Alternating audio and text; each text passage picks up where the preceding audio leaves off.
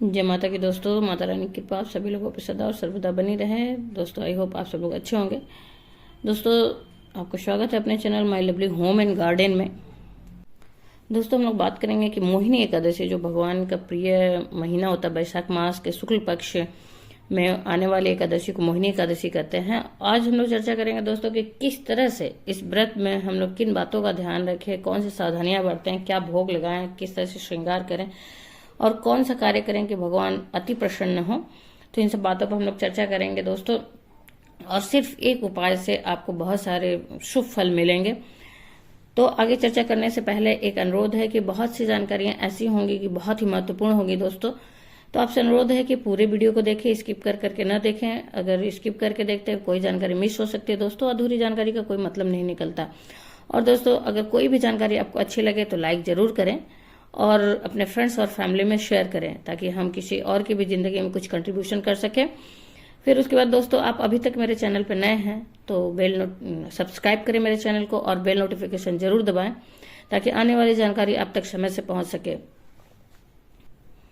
दोस्तों मोहिनी एकादशी को अगर सही तरीके से करें हम और विधि विधान से करें तो हमें उत्तम फल मिलता है। इसका महत्व में तो जो कहा जाए, इसका महत्व जो है उसे गिनाते गिनाते हैं मतलब कितनी गिनतियां की जाए इस एकादशी के महत्व के बारे में वो कम है।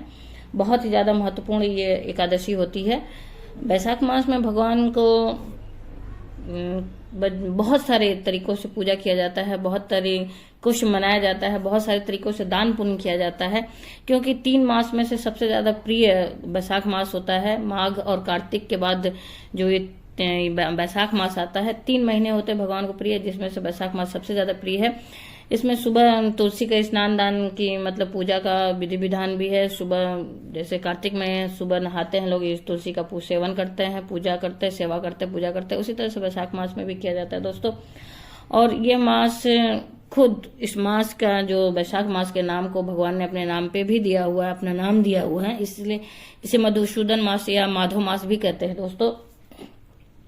उसके बाद स्क्रीन पे आप देख सकते हैं एकादशी का कब टाइमिंग शुरू हो रहा है, कब क्या है, इसके बारे में तो हमने इसके पहले वाली वीडियो में भी जानकारी दी है।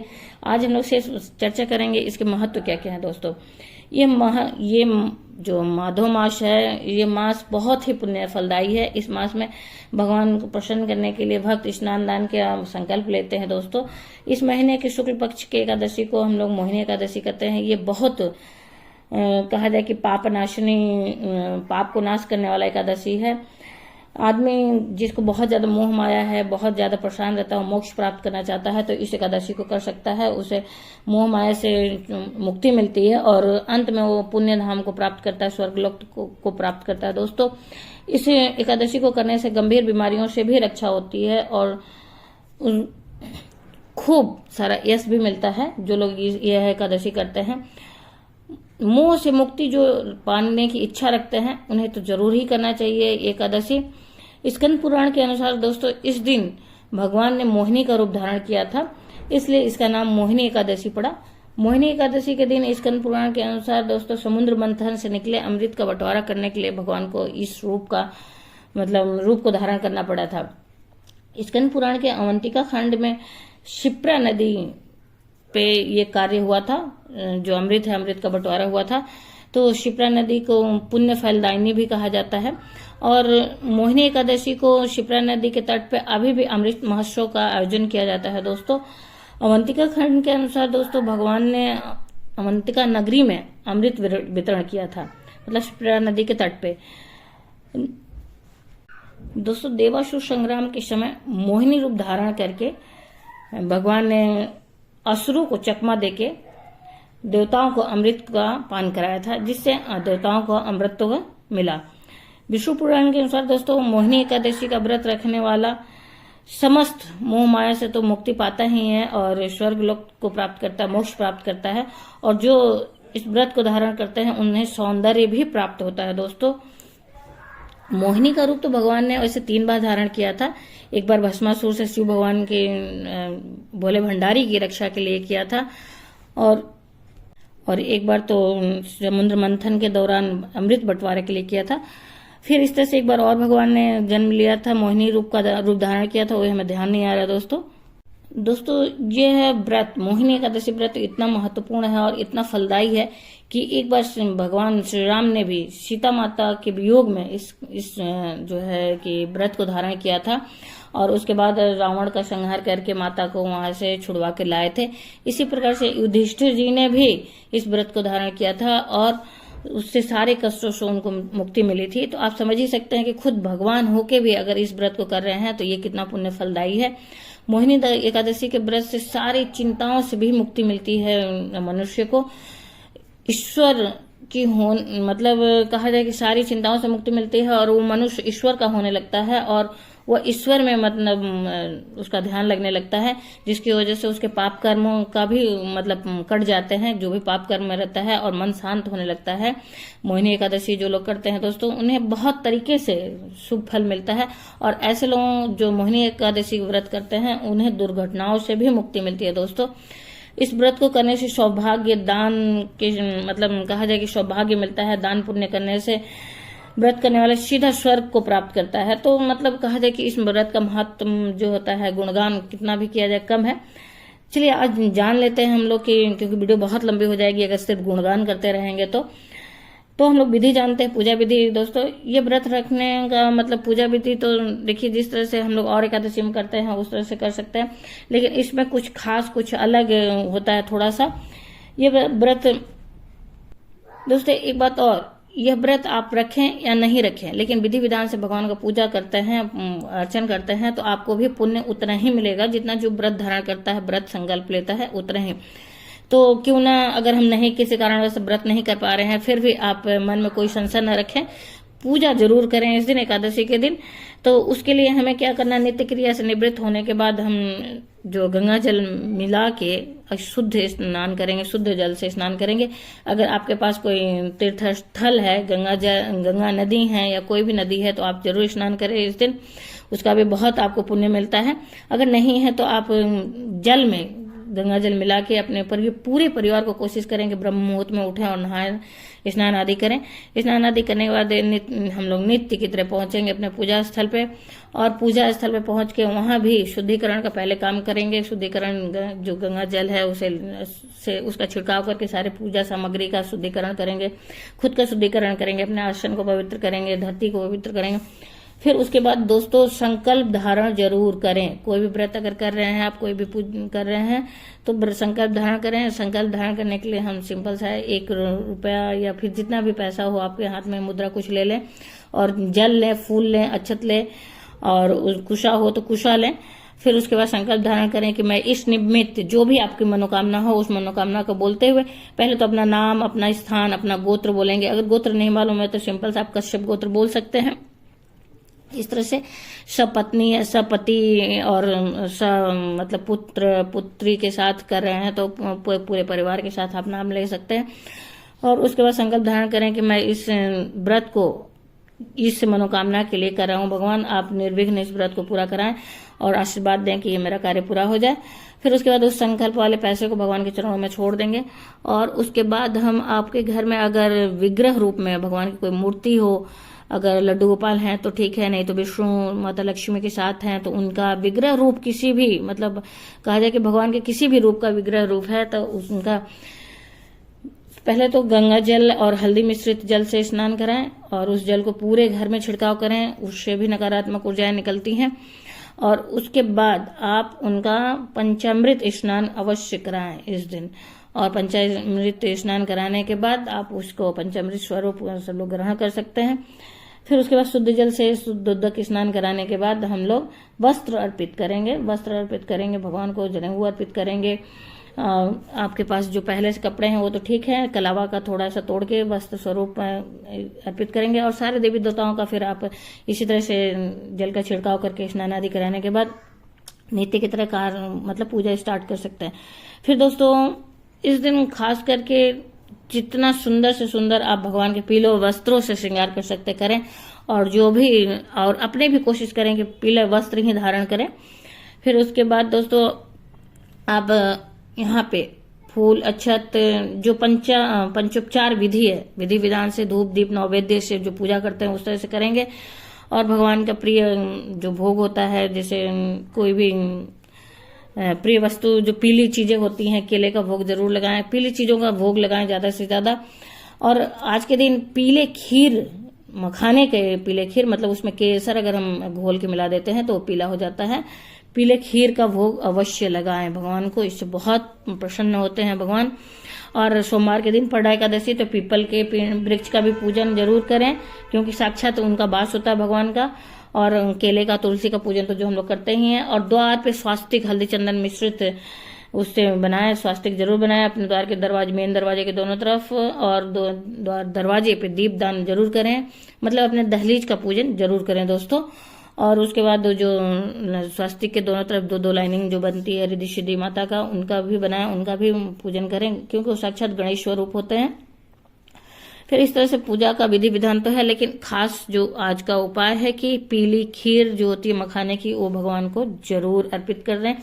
इससे भगवान का विशेष आशीर्वाद मिलता है, आपको बहुत ही पुण्य मिलता है, बहुत ही इसका शुभ फल मिलता है दोस्तों।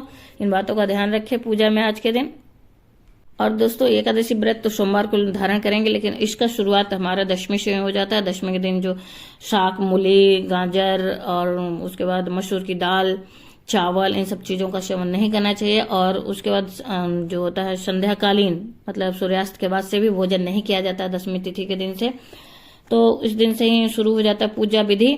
और उसके बाद जमीन पे सोएं, और नहीं हो पा रहा है तो साफ स्वच्छ बिस्तर पे ही सोएं। कोशिश करें ब्रह्मचर्य का पालन, मतलब करना ही है, कोशिश नहीं करें, करना ही है कि ब्रह्मचर्य का पालन करें। फिर इस तरह से एकादशी के दिन भी आपको इन सब बातों का ध्यान रखना है। उस दिन भी आप फलाहार रह सकते हैं तो रखें, नहीं तो सात्विक भोजन ग्रहण करें और पूजा विधि विधान से करें। फिर उसके बाद दोस्तों आपका आता है इसके व्रत जो है पारण द्वादशी के करेंगे, मंगलवार के दिन करेंगे जो लोग करेंगे।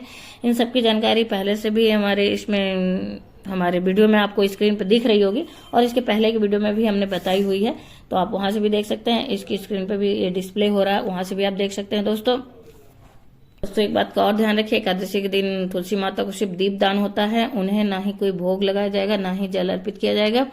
और उसके बाद दोस्तों भगवान के लेकिन भोग में तुलसी जरूर रहेंगी, और इसलिए तुलसी शनिवार से, मतलब आज के दिन ही तोड़ लिया जाएगा, शनिवार के दिन ही तोड़ लिया जाएगा, क्योंकि रविवार को भी नहीं तोड़ी जाती है तुलसी। और रविवार को न तुलसी की पूजा होती, मतलब छुई जाती है, और न ही पीपल का वृक्ष का पूजन होता है। फिर उसके बाद दोस्तों एकादशी माता की जो है कथा जरूर सुने, एकादशी माता की कथा सुने और उनकी आरती जरूर करें, विष्णु जी की आरती करें। इस तरह से हमारा पूजा संपन्न होता है दोस्तों। उसके बाद एक बात और, आज के दिन जो होता है कि आप एकादशी व्रत से ही, एकादशी के दिन से ही 5 दिन बैसाख स्नान दान का जो बहुत पुण्य समय रहता है, उस समय का सदुपयोग कर सकते हैं। अभी तक आप पूरे महीने, अगर बैसाख में पूरे महीने स्नान दान नहीं कर पाए हैं, कोई संकल्प धारण नहीं किए हैं, तो इस दिन से, एकादशी के दिन से आप जो अंतिम के 5 दिन हैं, उन दिनों में आप स्नान दान का संकल्प धारण कर सकते हैं, व्रत का संकल्प धारण कर सकते हैं। जो भी संकल्प धारण हो वो कर सकते हैं। या तो आप तुलसी के सुबह सुबह स्नान करके जो दीप दान दिया जाता है उसका संकल्प धारण कर सकते हैं, या फिर अखंड ज्योत रख के पूजा प्रतिदिन करने का संकल्प धारण कर सकते हैं, या प्रतिदिन सूर्य भगवान को नियमित सूर्योदय काल में मतलब जल अर्पित करने का संकल्प धारण कर सकते हैं। तुलसी के फेरे लगाने के संकल्प धारण कर सकते हैं, दान पुण्य करने के संकल्प धारण कर सकते हैं, और इन 5 दिनों में करके पूरे बैसाख के जो पुण्य फल हैं वो आप प्राप्त कर सकते हैं दोस्तों। तो फिर ये मौका जाने न दें। आप पूरे महीने नहीं कर पाए तो कोई बात नहीं, लेकिन अंतिम में 5 दिन जरूर से स्नान जो होती है ब्रह्म मुहूर्त की, मतलब सूर्योदय से आधे पौन घंटा पहले स्नान करके तुलसी का पूजन अर्चन करें और श्री हरि विष्णु जी का पूजन अर्चन करें। दोस्तों एक बात और, भगवान को बिना तुलसी के भोग प्रिय नहीं है, पसंद नहीं है, उन्हें स्वीकार्य नहीं है। तो जरूर इस बात का भी ध्यान रखें कि उनके हर भोग में तुलसी दल जरूर ही पड़ती है, लेकिन उसके साथ ही तुलसी दल जरूर पड़ती है, लेकिन एकादशी के दिन तुलसी तोड़ते भी नहीं है, तो इसलिए रविवार को भी नहीं तोड़ते, तो इसलिए आपको शनिवार के दिन ही तोड़ना है। इन बातों का रखिए ध्यान पूर्वक सुनिएगा कि ये मिस्टेक ना हो, कहीं भगवान को आप मनाने की कोशिश कर रहे हैं, उल्टा आप आपके भागीदार न बन जाए गलती करके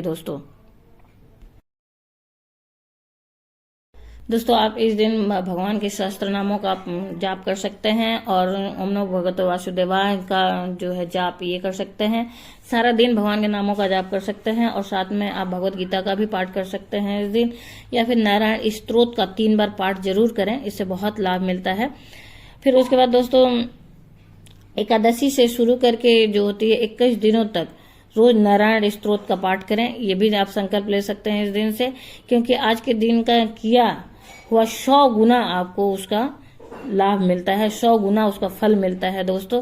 तो इन सब चीजों को आप जरूर कर सकते हैं। फिर उसके बाद दोस्तों देखिए चंदन लेप का भी भगवान का अक्षय तृतीया से चंदन लेपन का भी कार्य चलता है। वैष्णव भक्त तो डेली करते हैं, नहीं तो आप किसी किसी विशेष दिन चंदन लेप श्री हरि विष्णु और लड्डू गोपाल को कर सकते हैं। साथ ही दोस्तों देखिए ये जो नारायण स्तोत्र का पाठ जो करते हैं हम लोग भगवान जी को प्रसन्न करने के लिए करते हैं, और पापों से मुक्ति पाने के लिए लोग प्रशमन स्तोत्र का भी पाठ करते हैं। वो भी 40 दिन का संकल्प लेते हैं, तो साथ में दोनों ही पाठ कर सकते हैं। और भगवान को शीतलता प्रदान करने की चीजों का भी ज्यादा से ज्यादा दान करें, तो उससे भगवान बहुत प्रसन्न होते हैं। इस समय जैसे आप जल भरे घड़े का दान करें, अगर नहीं तो जल के पात्र जैसे घड़े के उसमें चीनी डाल के आप दान करें। बहुत सारी जैसे शरबत का आप दान कर सकते हैं, या प्याऊ लगा सकते हैं, और छाता दान कर सकते हैं, जूते दान सकते हैं, जिससे लोगों को गर्मी से राहत मिले। ऐसी वस्तुओं का दान करेंगे तो उससे बहुत पुण्य मिलता है दोस्तों। अन्न तो सर्वोत्तम दान है ही। और एकादशी व्रत के बाद आप अन्न जो है ब्राह्मण का भोजन कराने के बाद ही अपना पारण करें। अगर नहीं संभव है तो उनके निमित्त दान की वस्तु जरूर निकाल के ही पारण करें और शुभ मुहूर्त में ही करें। फिर दोस्तों एक बात का ध्यान रखें कि पूरे वैशाख मास में आपके घर में कोई कलह कलेश नहीं हो, और खास करके किसी भी व्रत वाले दिन तो जरूर ही कलह कलेश नहीं हो। ये सब चीजें बहुत ही मतलब जो होता है कि आपके अच्छी चीजों को बुरी चीजों में बदल देता है। तो और इस बात का ध्यान रखें कि इस दिन का मोहिनी एकादशी के दिन का कोई भी कार्य किया हुआ आपको 100 गुना मिलता है। तो अगर आप कलह कलेश करते हैं तो उसका भी 100 गुना आपको पाप मिलेगा।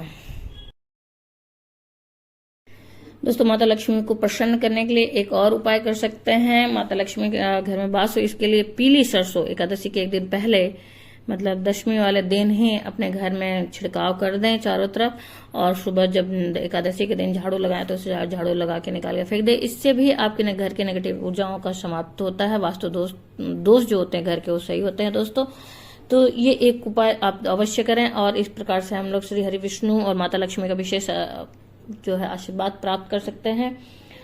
और एक छोटे कार्य को करके 100 मतलब कहा जाए कि हजारों गुना पुण्य प्राप्त कर सकते हैं। तो धन्यवाद दोस्तों, आशा करते हैं जानकारी अच्छी लगी। एक बात का और विशेष ध्यान रखें कि ध्यान पूर्वक सुनेगा कि किसी भी पूजा को शुरू करने से पहले गणपति भगवान की पूजा अवश्य करें, ये भूलिएगा नहीं। और फिर एकादशी के दिन संध्या काल में माता तुलसी को नारियल जरूर, जो पूजा में इस्तेमाल नारियल होता है जटा वाली जल वाली, उस नारियल को जरूर अर्पित करें, उन्हें चढ़ाएं, उन्हें दें।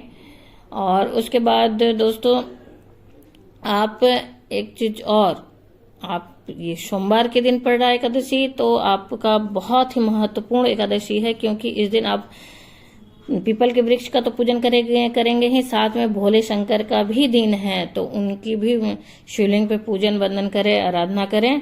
तो ये बहुत खास एकादशी हो जा रहा है, क्योंकि ये संयोग ऐसा बन रहा है कि इस दिन आप भोले शंकर का भी दिन है और श्री हरि विष्णु का भी एकादशी है, तो दोनों ही पूजाओं को करना है इस दिन।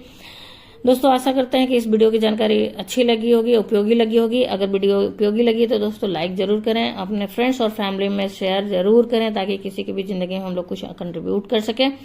फिर उसके बाद दोस्तों अगर आप अभी तक मेरे चैनल पर नए हैं तो मेरे चैनल को सब्सक्राइब करें, और बेल नोटिफिकेशन जो बेल बटन को जरूर प्रेस करें, जरूर दबाएं, ताकि आने वाली वीडियो की जानकारी आप तक समय से पहुंच सके। धन्यवाद दोस्तों, जय माता की दोस्तों। और इस प्रकार से विधि विधान से करके पूजा भगवान का आशीर्वाद प्राप्त करें, और माता रानी की कृपा आप सभी लोगों पे सदा और सर्वदा बनी रहे। फिर मिलते हैं एक नई जानकारी के साथ एक नई वीडियो में। जय माता की दोस्तों। एक बात और दोस्तों, इस दिन भगवान के मोहिनी रूप को हम लोग ध्यान में रख के पूजन अर्चन करेंगे दोस्तों।